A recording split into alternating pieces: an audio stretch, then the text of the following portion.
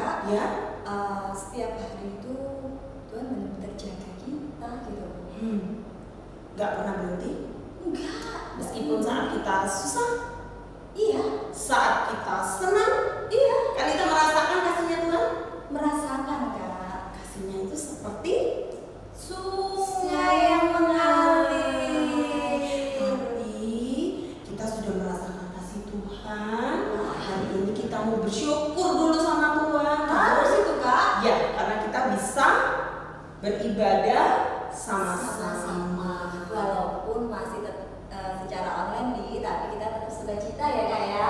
Yes, sip. Kak Nita mau ngajak kita berdoa dulu kan? Iya, lupa. Yuk, teman-teman kita satu dalam doa ya Kak. Lipat tangan, tutup mata, kita berdoa. Tuhan Yesus, selamat pagi. Terima kasih dan ucap syukur karena Tuhan boleh kembali membuat kami dapat menikmati hari baru yang Tuhan sediakan. Terima kasih atas penyertaan Tuhan Yesus sepanjang semalam tadi kami boleh tidur, Tuhan boleh selimuti kami dengan kasih Tuhan Yesus. Tuhan Yesus, pada hari ini kami akan beribadah sekolah minggu secara online. Tuhan pimpin ibadah kami Tuhan mulai dari awal, pertengahan, hingga akhirnya. Biarlah setiap kami yang ada di rumah maupun yang ada di tempat ini Tuhan, kami boleh bersuka cita, memuji dan memuliakan nama-Mu. Di dalam nama Tuhan Yesus kami sudah berdoa dan mengucap syukur. Haleluya. Amin. Terima kasih Kak Nita. Sama-sama. Nah, kita sekarang mau mengujikan. Apalagi nih Kak? Banyak pasti lagunya ya. Enggak. Mengujikan tadi tuh yang kita ngomong, kalau kasihnya Tuhan itu enggak berkesudahan, dia selalu mengalir seperti sungai dalam kehidupan kita. Gak ada habisnya ya Kak? Enggak ada dong. Gak ada tempat berhentinya ya? Enggak ada. Jadi kasihnya Tuhan tuh jualan terus gitu ya Kak? Jalan terus, kapanpun, dimanapun. Kayak iklan aja ya Kak. Oke, kita nyanyiin sama-sama ya. Kasihnya seperti sungai. Iya.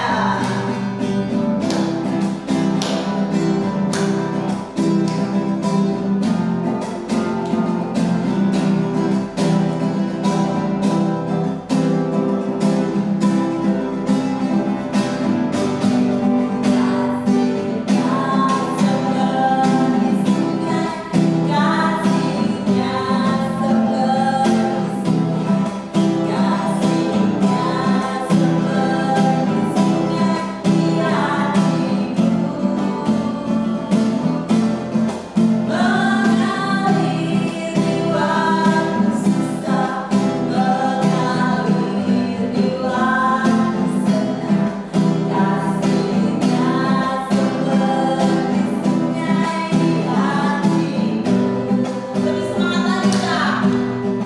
Kasihnya seperti sungai, kasihnya seperti sungai, kasihnya seperti sungai di hatiku,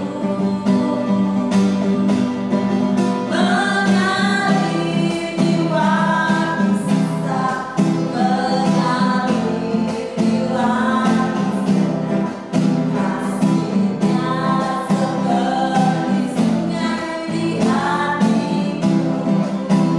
Berkatnya Kak, berkatnya seperti sungai, berkatnya seperti sungai, berkatnya seperti sungai di hatiku. Haleluya. Mengalir di waktu susah, mengalir di waktu senang, berkatnya seperti sungai di hatiku. Bener itu Kak, kalau kata pujian itu berkatnya seperti sungai. Bener loh Kak ya, berkat Tuhan itu luar biasa.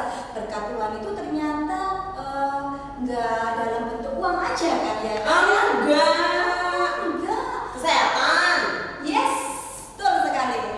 Apalagi ya Kak? Kesempatan. Ya, itu juga. Terus apa lagi? Kepandaian itu juga berkat loh Kak. Oh iya, Kasih buat kepandaian kita. juga.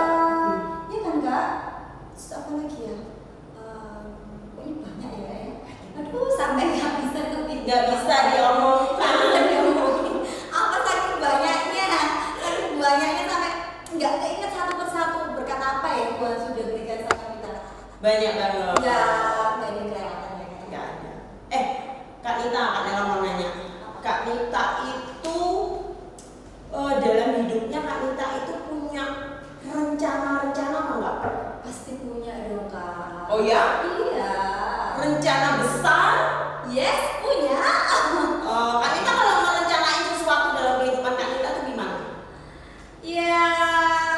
Dipikirkan matang-matang. Itu pasti Kak, gitu loh. Karena kan untuk jangka panjang ya, atau ke depan, jadi mesti dipikirkan benar-benar matang-matang. Aku pengennya seperti ini, seperti itu. Cita-cita ya? Cita-cita harapan ya. Harapan. Ya. Selalu tercapai?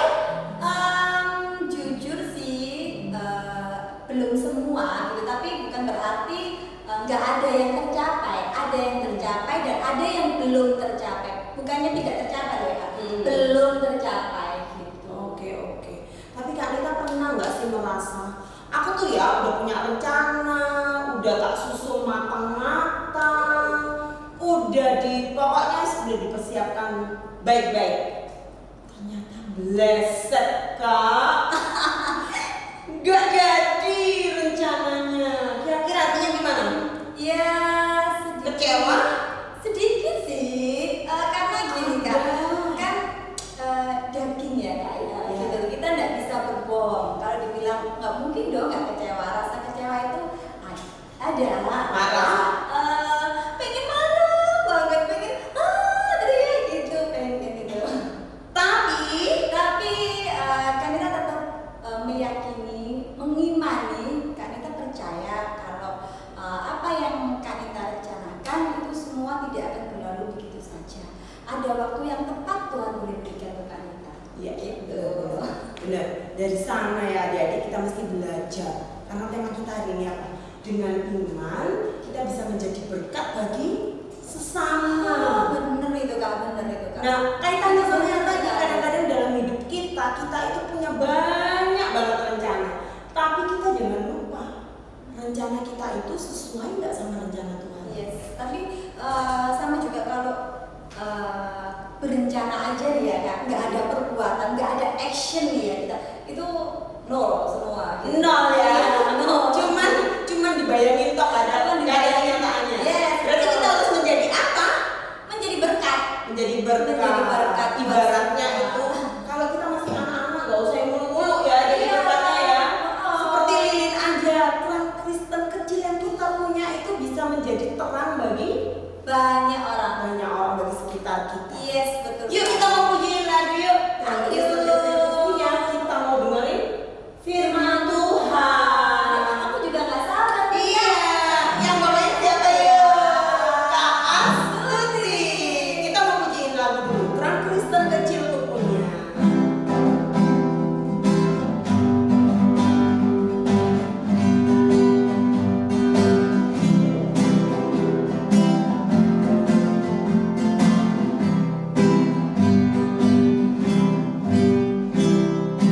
Terang Kristen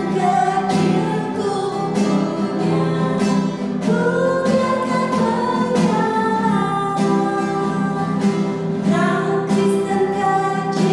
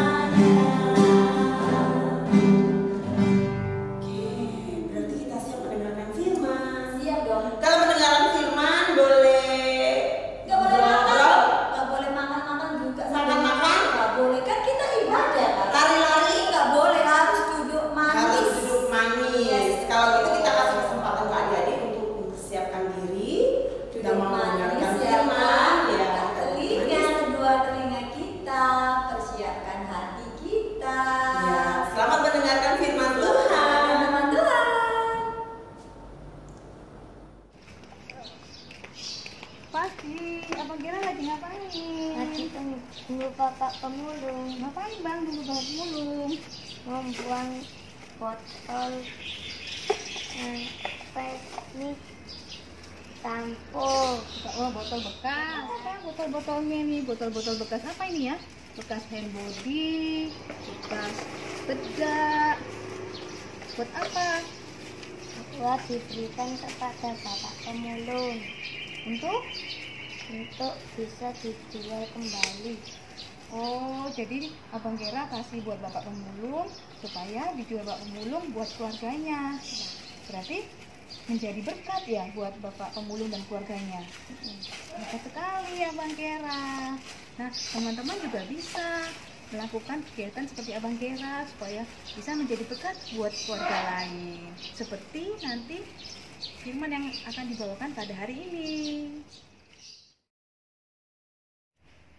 Berikut adalah kisah bagaimana keluarga Budi Soehardi menjadi berkat bagi anak di Kupang. Bapak Budi Soehardi adalah seorang pilot yang bekerja pada beberapa maskapai penerbangan, antara lain Garuda Indonesia pada tahun 1976 sampai 1809, Korean Air 1989 sampai 1998 dan Singapore Airlines 1998 sampai 2015. Pada tahun 1999, keluarga Bapak Budi Soehardi tinggal di Singapura sesuai dengan pekerjaannya saat itu. Bagaimana pilot Pak Budi bisa menyisihkan dana yang cukup bagi keluarganya dan merencanakan untuk melakukan liburan keliling dunia. Namun pada suatu ketika saat Bapak Budi dan keluarganya makan bersama, mereka melihat tayangan di televisi tentang para keluarga pengungsi dari Timur yang hidup dengan susah payah akibat konflik yang terjadi di sana. Pada waktu itu di Timur sedang terjadi pergolakan antara memilih menjadi negara sendiri atau bergabung dengan Indonesia. Pada akhirnya mereka memilih menjadi negara sendiri dengan nama Timor Leste. Akibatnya peristiwa itu ada banyak pengungsi yang masuk ke Nusa Tenggara Timur dengan kondisi yang menyedihkan. Pada waktu keluarga Budi makan makanan yang enak, mereka melihat para pengungsi yang makan sebungkus mie instan untuk sekeluarga. Dimasak seadanya dengan kaleng bekas cat dan dicampuri berbagai tanaman yang bisa dimakan yang ada di sekitar mereka. Kasihan ya teman-teman, keadaan mereka di sana. Kondisi pengungsian juga sangat memprihatinkan. Tenda yang tidak layak, tambal sulam dengan kardus dan kain spanduk membuat keadaan para pengungsi semakin menggenaskan. Saat itulah Pak Budi beradu pandang dengan istri dan ketiga anaknya, menunjukkan kepedulian yang mendalam pada pengungsi itu.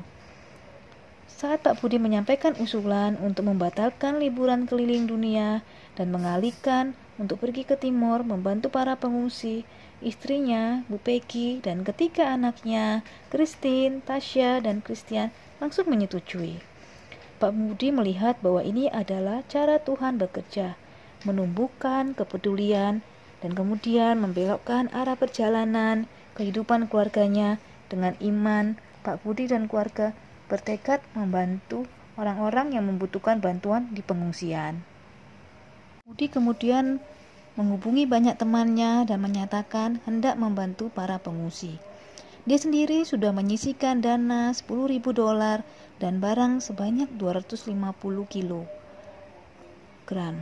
Ternyata dukungan teman-temannya luar biasa sehingga bisa terkumpul dana $67.000 dan yang berupa barang sebanyak 1 ton.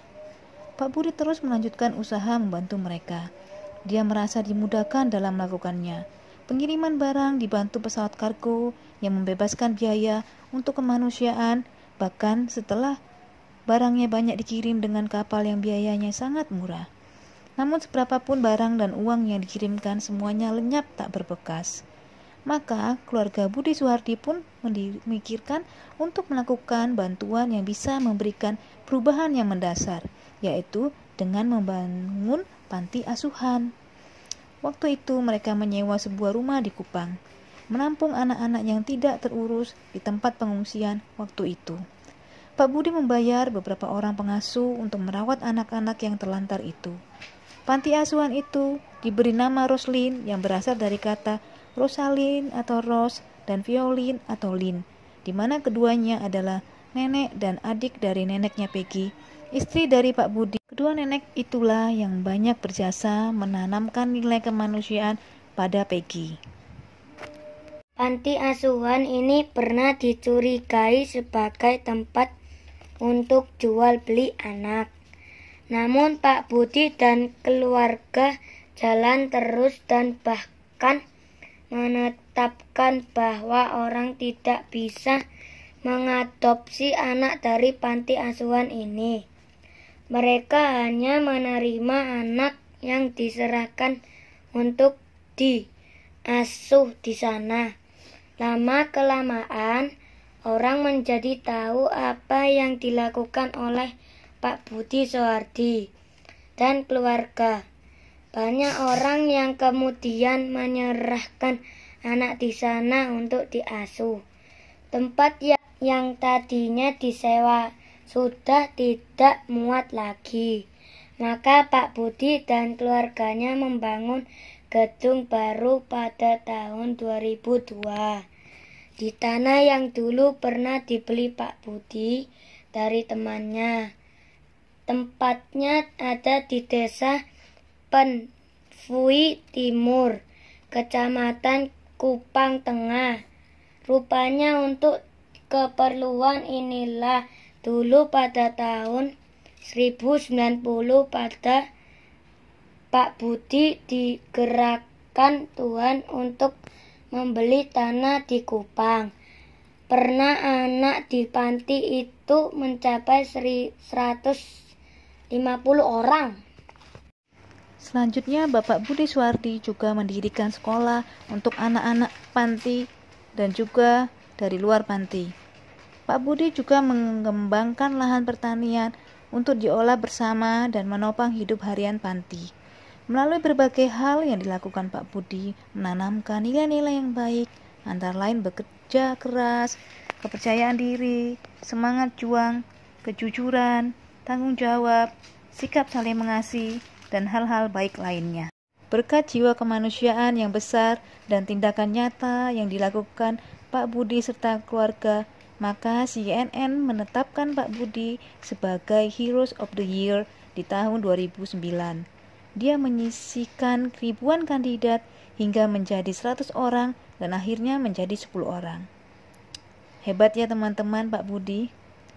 Pak Budi menjadi salah satu dari 2 orang terpilih yang berasal dari Indonesia. Sekarang ini sudah banyak anak panti asuhan Roslin yang lulus kuliah.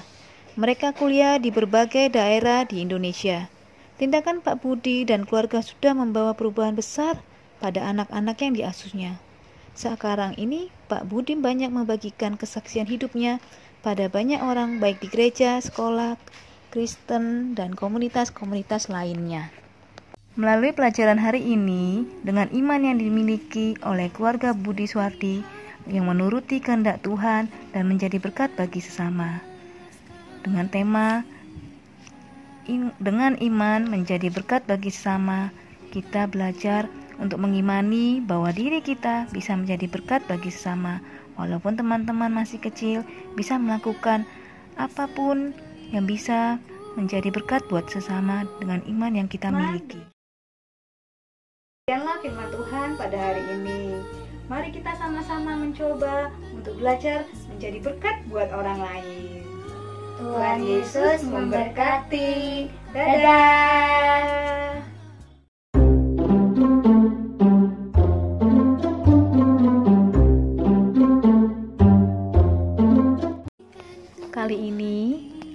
aktivitasnya adalah membuat frame foto yang dihiasi dengan tulisan "Keluargaku bisa menjadi berkat". Bahan-bahan yang digunakan bisa menggunakan kertas kokoro atau kertas hias apa aja yang ada di rumah teman-teman. Foto keluarga, lem, gunting, spidol.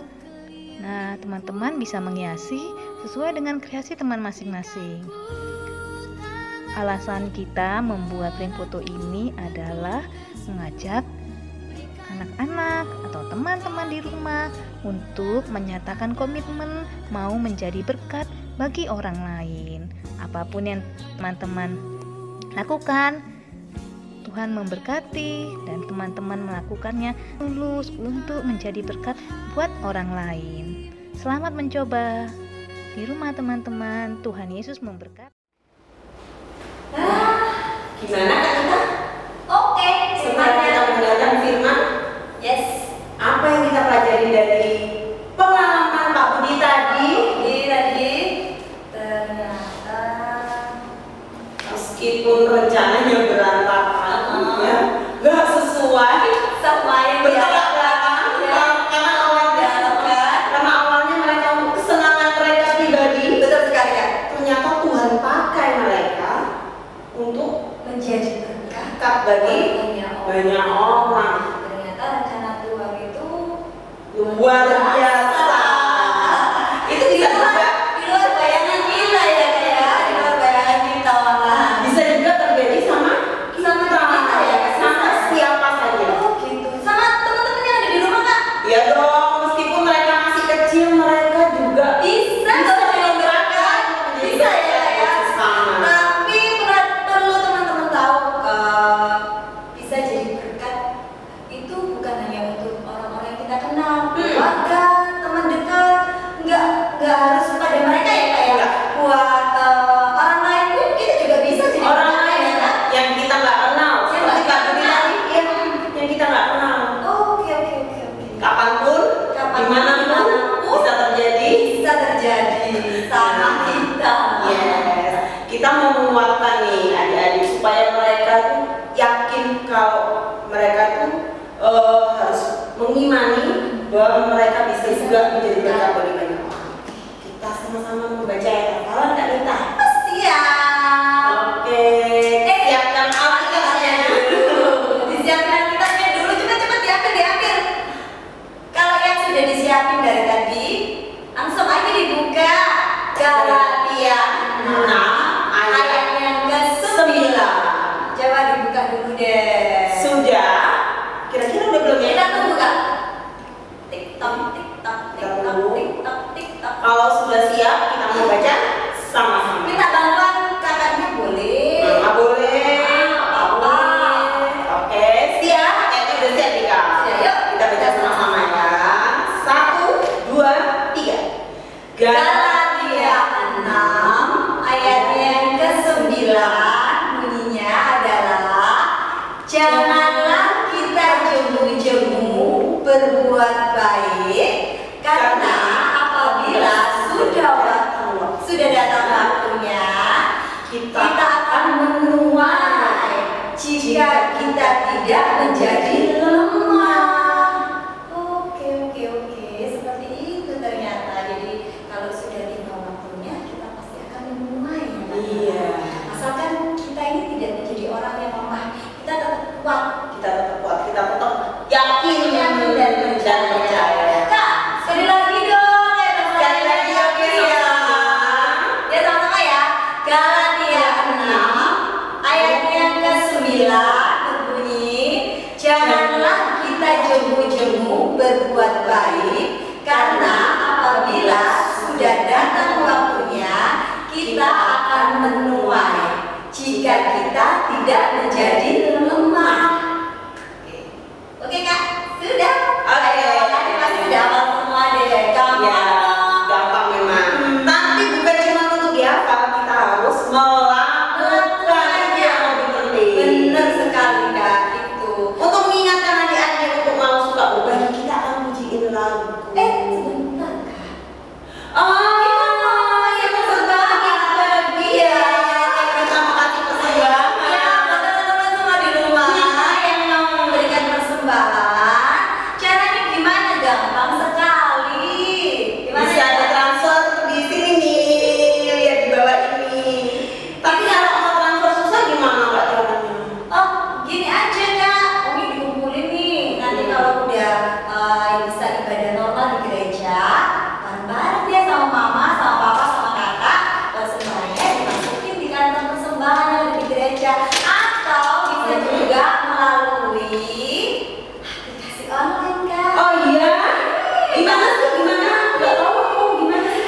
Bisa pakai dompet digital misalnya kayak GoPay bisa. Oh iya. OVO bisa. Terus sama Dana. Nah, gimana caranya? Lewat sini. Di-scan ya. Ternyata bisa berbagai cara ya. Iya, mudah sekali kalau mau berbagi berkat itu nggak susah kok. Iya, Asal kita niat aja loh ya. Sip. Yuk. Oke, kita mau pujiin lagu Aku Suka Berbagi.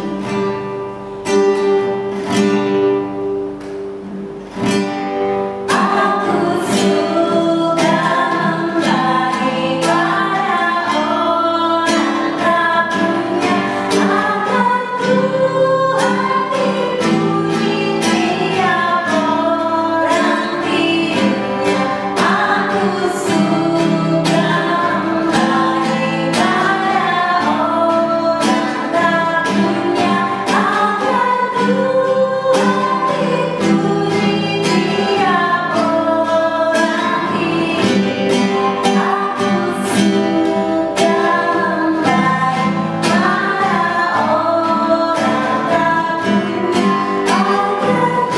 tiap orang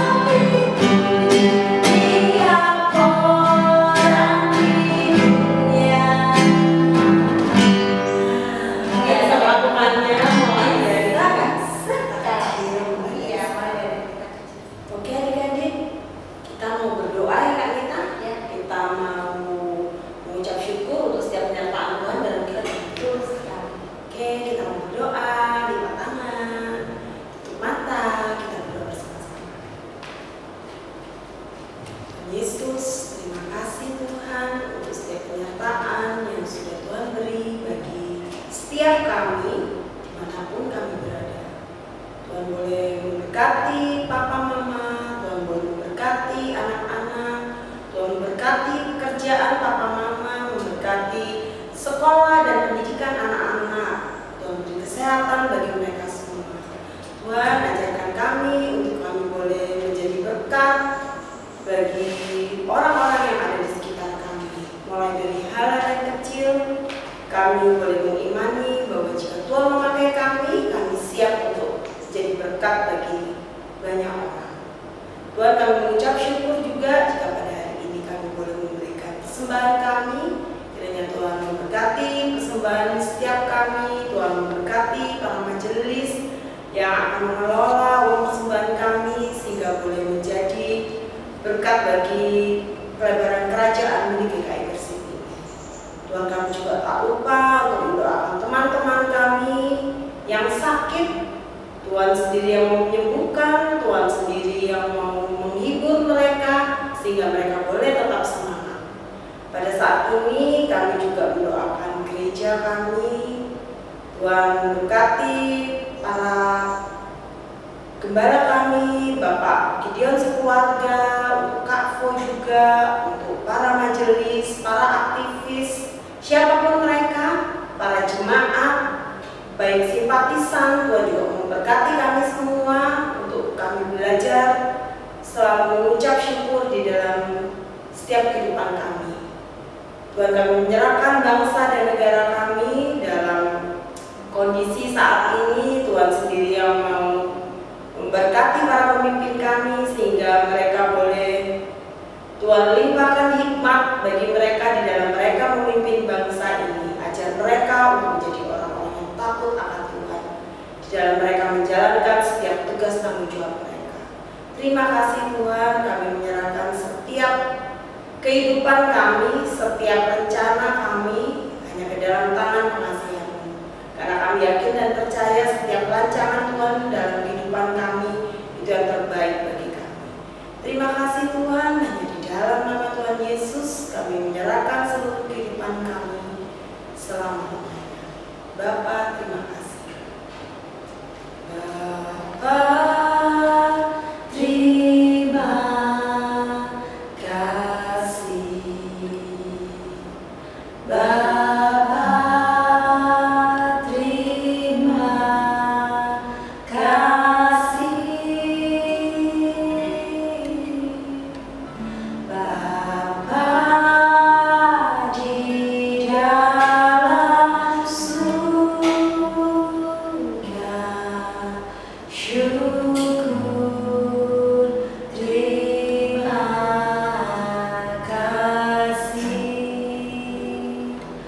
Amin.